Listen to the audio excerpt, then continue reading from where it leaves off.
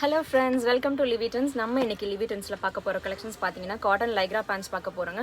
Cotton Lycra pantsல நம்மகிட்ட மூணு variety அவேilable இருக்கு. ஃபர்ஸ்ட் 260 ரேஞ்ச் இதுல வந்து பாத்தீங்கன்னா ஹிப்க்கு எலாஸ்டிக் வரும்.